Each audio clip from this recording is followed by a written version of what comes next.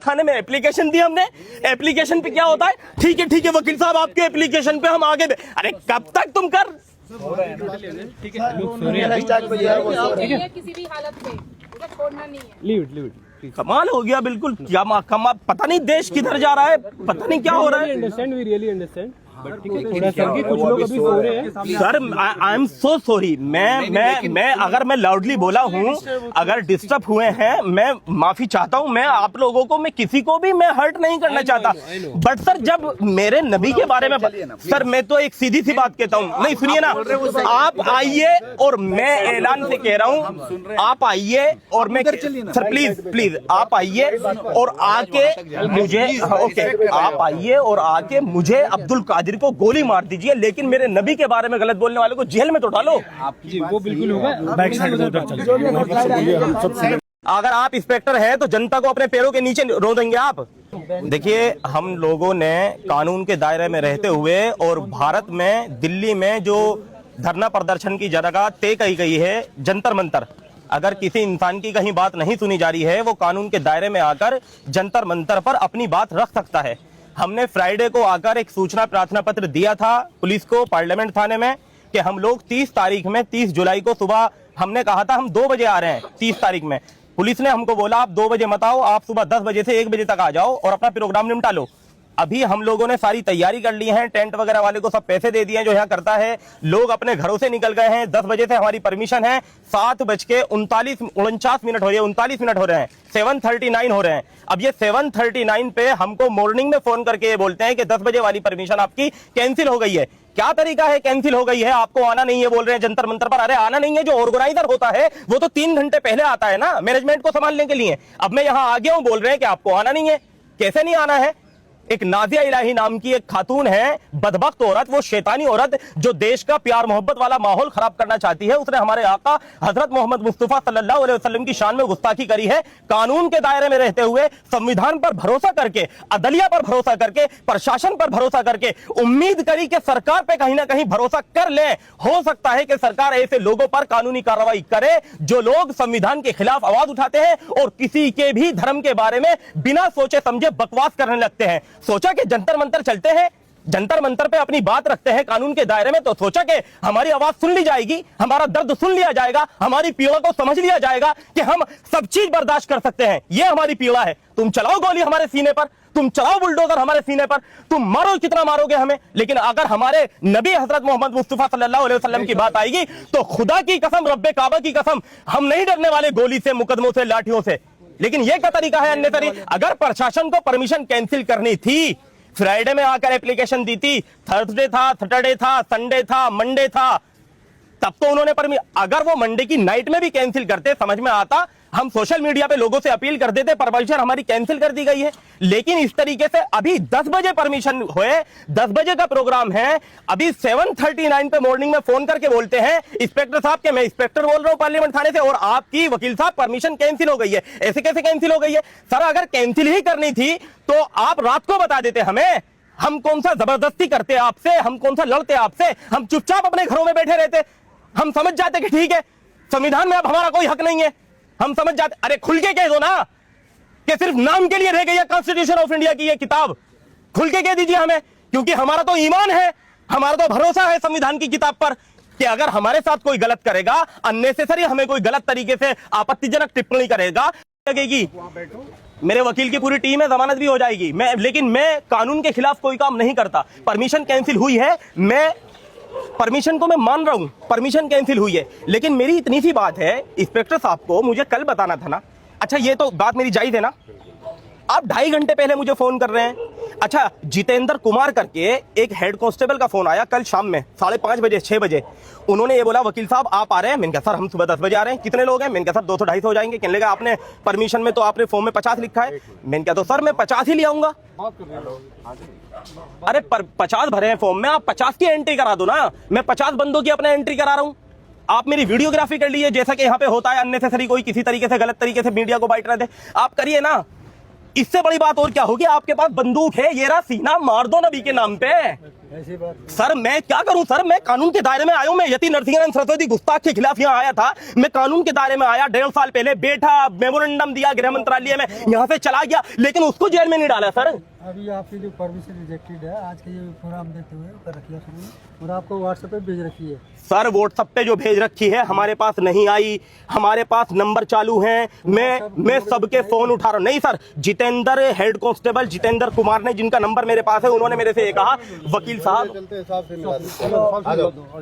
में बाहर निकलने नहीं देंगे। इंशाल्लाह हम लोग भारत के मुसलमान कानून के दायरे में रहते हुए काम करते हैं। और जो लोग ये सोचते हैं ना कि मुसलमानों पर आफती तो आ रही है, मुसलमानों पर ही तो हो रहा है, खामोश बैठे रहो, तो तुम याद रखो हिसाब तो सबका होगा, सबका हिसाब होगा।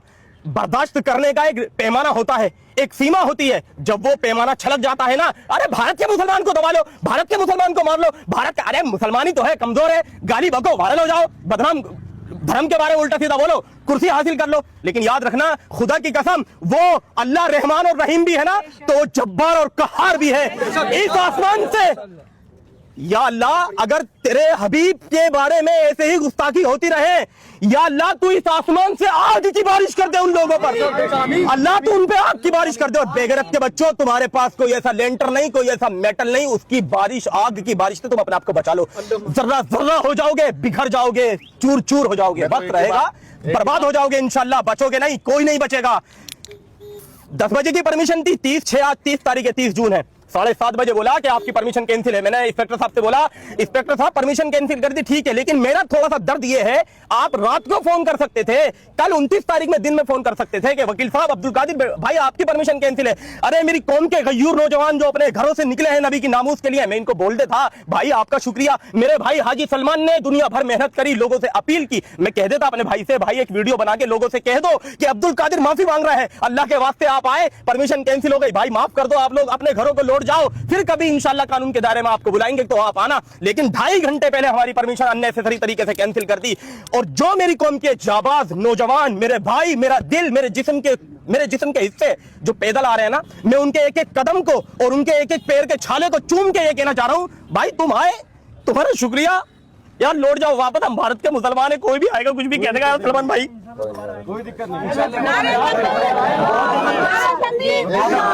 है कि उसके कत्ल पर मैं भी चुप था, मेरा नंबर अब आया, मेरे कत्ल पर आपकी मैं इंशाल्लाह मैदान महशर में। अरे आजाद भारत में हमने किसी के मजहब के बारे में गलत नहीं बोला यार। भाई एक मिनट, फरहान भाई, मैं जनता से एक बात बोलना चाहता हूँ, हिंदुस्तान के हर एक मुसलमान से बात बोलना चाहता हूँ कि आज वो हमारे रहबर का है जिन्हें हम रहबर मानते हैं। बिल्कुल बिल्कुल किसी ने हमारे धरना में, हमने इतनी मेहनत की, अब्दुल भाई ने बहुत मेहनत की, बाबर राणा ने बहुत मेहनत की, कैफ भाई ने बहुत मेहनत की, कि किसी भी एक बड़े जो बुजुर्ग हैं उन्होंने ये नहीं समझा कि बच्चे इतनी मेहनत कर रहे हैं, इनका साथ दिया जाए। तो भाई मैं तो यही कहना चाहता हूँ, नबी के आगे कुछ नहीं है।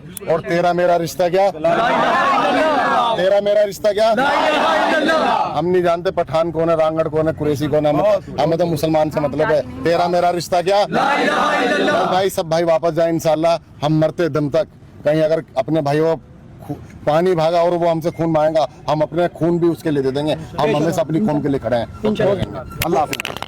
पे लड़ते हैं जी। एडवोकेट अब्दुल कादिर, लोग अभी भी निकल रहे हैं, आ रहे हैं, उनको रोका जा रहा है, बस उनसे गुजारिश ये है कि भाई आप लोगों का आना मुबारक, आप लोगों का एक एक कदम मुबारक। इन्नमल आमालु बिन्नियात, इंसान के हर अमल का दारोमदार उसकी नियत पर है। आप अपने घरों से निकले हैं नामूस रिसालत की खातिर, यकीनन आपको सवाब मिलेगा। जो मेरी कौम के गयूर नौजवान पैदल आ रहे हैं, उनके एक एक कदम को मैं सलाम करता हूं, उनके एक एक कदम को मैं सल्यूट करता हूं। और इस शैतानी औरत नाजिया इलाही खान मुर्तद के खिलाफ कानूनी लड़ाई जारी रहेगी और हम कानून के दायरे में रहते हुए इंशाल्लाह इसको जेल की सलाखों के पीछे पहुंचाने का काम करेंगे। ये जो नाजिया इलाही है, कहीं ना कहीं ये जो नाजिया इलाही बन के यहाँ हमारे हिंदुस्तान में प्रवेश किया है, अगर इसकी जांच की जाए तो ये बांग्लादेश से आई हुई है, ये हिंदुस्तान की हो ही नहीं सकती ना है। और सबसे बड़ी बात है, ये कहीं ना कहीं इसके हर वोटर आईडी से लेकर आधार कार्ड की जांच हो, क्योंकि कहीं ना कहीं हमें ये पता चला है कि नाजिया इलाही बांग्लादेश से हमारे देश में इसने प्रवेश किया है। ये बांग्लादेश है, इसकी जो शकल है वो शैतान की शकल है, बहुत गलत शकल उसकी हो चुकी है और इंशाल्लाह वो बहुत जल्द जेल जाएगी। उसकी जांच की जाए, वो हिंदुस्तान में बांग्लादेश से प्रवेश करके आई हुई है महिला। वो ये मुसलमान होकर के जब मुसलमानों की नहीं हुई तो जिसके लिए बोलती है क्या उसकी हो जाएगी? ये मुसलमान ही नहीं है, वो इसको तो मुसलमान कहना भी एक अपराध है। खुले तौर पर एडवोकेट अब्दुल कादिर भी और हाजी सलमान जो इस वक्त यहाँ पर बल्कि यहाँ से जा रहे हैं और इन लोगों को खुले तौर पर मना किया गया है कि अब यहाँ से आप लोग चले जाएं, परमिशन कैंसिल्ड है और किसी भी तरीके से आपको इजाजत यहाँ जंतर मंतर पर नाजिया इलाही खान को लेकर प्रदर्शन की इजाजत। लेकिन रब्बे काबा की कसम, नामूस रिसालत की खातिर अब ये सीना है, इस पे गोली मार दो, बुलडोजर चला दो, बोटी कर दो, हमारी बर्दाश्त कर लेंगे एक बार को। हमारे माँ बाप कुर्बान, हमारे बीवी बच्चे कुर्बान, मेरा 6 साल का बेटा है। मैं नामूस रिसालत की खातिर अलल ऐलान कह रहा हूं, अगर मेरे नबी की बात आएगी तो मैं अपने बेटों को भी कुर्बान करने के लिए तैयार हूं। अगर ये गुस्ताख मेरे बेटे को कत्ल करेंगे, मेरा बेटा शहीद हो जाएगा, मैं तब भी गम नहीं करूंगा। और याद रखो, नामूस रिसालत पर जब बात आएगी, हम लोग खुदा की कसम खामोश बैठने वाले नहीं है। तुम्हारी कानून के दायरे में रहते हुए खुदा की कसम तुम्हारी ईंट से ईंट बजा देंगे। और जिनके बलबूते तुम बेगैरत के बच्चों कूद रहे हो ना, वो आज है कल नहीं थे। जो उनकी जगह थे वो नहीं है। वक्त बदलेगा, हर अंधेरे के बाद रोशनी है, हर रात के बाद दिन निकलेगा। और जब वो दिन निकलेगा ना, खुदा की कसम सवाल भी हमारा होगा, जवाब भी हमारा होगा। कटघरे में तुम खड़े होंगे और तुम्हारा पुरसाने हाल कोई नहीं होगा। याद रखना, न भूलेंगे न भूले हैं नबी करीम सल्लल्लाहु अलैहि वसल्लम और नबी करीम सल्लल्लाहु अलैहि वसल्लम का लाया हुआ दीन और ला इलाहा इल्लल्लाह मोहम्मद रसूलुल्लाह हमारे दिलों की रगों की गहराइयों में बसता है। हमारे खून के, हमारे लहू के बूंद बूंद में नबी करीम सल्लल्लाहु अलैहि वसल्लम की मोहब्बत बसती है। कोई परवाह नहीं है, जिंदगी कल की खत्म आज हो जा, अब की खत्म अब हो जा, अभी मरने को तैयार हूं। लेकिन नामूस रिसालत पर बात आएगी ना, तो याद रखना, हालात वो कर देंगे कानून के दायरे में रहते हुए कि जेल की सलाखों के पीछे पड़े रहोगे और तुम्हें बाहर निकलने नहीं देंगे इंशाअल्लाह। हम लोग भारत के मुसलमान कानून के दायरे में रहते हुए काम करते हैं।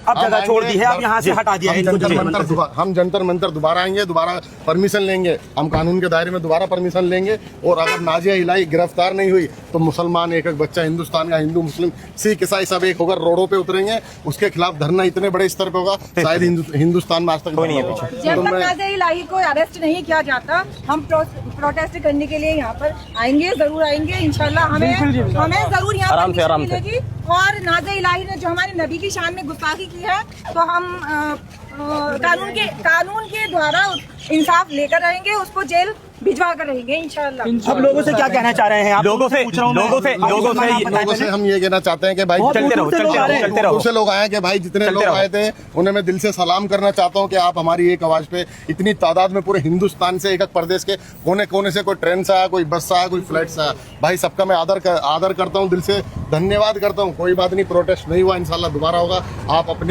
अपना हौसला अफजाई कम ना करें, अफजाई करें, अपने लोगों का भी हौसला अफजाई करें। डरने की कोई जरूरत नहीं है। इंशाल्लाह हम कानून के दायरे में काम करते हैं और हम हक और सच पे लड़ते हैं। जी, आवाज उठाने का हक है, तो कहीं ना कहीं परमिशन नहीं मिली, कोई नहीं, हम शासन प्रशासन का आदर करते हैं और हम कानून पर चलने वाले लोग हैं। इंशाल्लाह आज परमिशन नहीं मिली, दोबारा हम अप्लाई करेंगे, दोबारा लेंगे।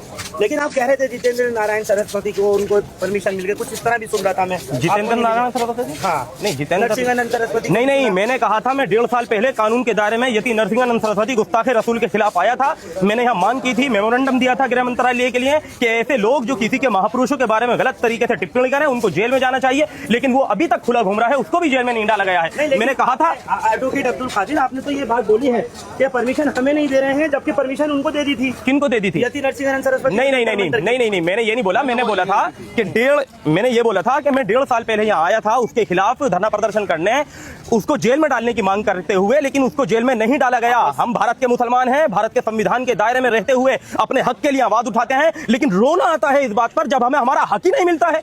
हम तो वो हैं जो संविधान की दुहाई देते हैं हर चीज पे, लेकिन उसी संविधान की बात करने वाला भारत का मुसलमान जब अपने हुकूक की बात करता है, जब अपने नबी की नामूस पे ये बोलता है कि नामूस के लिए कोई बोलेगा तो बर्दाश्त नहीं करेंगे, तो पता चलता है क्या होगा। सब चुप रहते हैं, कोई बोलने वाला नहीं है। आपको दिखा दूं इस वक्त में ये पीछे जो टेंट डला हुआ है, ये कॉकरोच जनता पार्टी का है। और आखिरी वाला, यानी अगर यहाँ से देखें तो इस वाले बैरिकेड को पार करते हुए इन लोगों ने खुले तौर पर अब जगह छोड़। आवाज उठाने का हक है, तो कहीं ना कहीं परमिशन नहीं मिली, कोई नहीं, हम शासन प्रशासन का आदर करते हैं और हम कानून पर चलने वाले लोग हैं।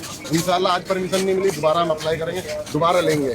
लेकिन आप कह रहे थे जितेंद्र नारायण सरस्वती को उनको परमिशन मिल गई, कुछ इस तरह भी सुन रहा था मैं। जितेंद्र नारायण सरस्वती, हाँ नहीं, जितेंद्र नरसिंहानंद सरस्वती। नहीं, मैंने कहा था, मैं 1.5 साल पहले कानून के दायरे में यति नरसिंहानंद सरस्वती गुस्ताखे रसूल के खिलाफ आया था। मैंने यहाँ मांग की थी, मेमोरेंडम दिया था गृह मंत्रालय के लिए कि ऐसे लोग जो किसी के महापुरुषों के बारे में गलत तरीके से टिप्पणी करें उनको जेल में जाना चाहिए, लेकिन वो अभी तक खुला घूम रहा है, उसको भी जेल में नहीं डाला गया है। मैंने कहा था एडवोकेट अब्दुल कादिर, आपने तो ये बात बोली है कि परमिशन हमें नहीं दे रहे हैं, जबकि परमिशन उनको दे दी थी। किनको दे दी थी? यति नरसिंहन सरस्वती। नहीं, मैंने ये नहीं बोला। मैंने बोला था कि मैं 1.5 साल पहले यहाँ आया था उसके खिलाफ धरना प्रदर्शन करने, उसको जेल में डालने की मांग करते हुए, लेकिन उसको जेल में नहीं डाला गया। हम भारत के मुसलमान हैं, भारत के संविधान के दायरे में रहते हुए अपने हक के लिए आवाज उठाते हैं, लेकिन रोना आता है इस बात पर जब हमें हमारा हक ही नहीं मिलता है।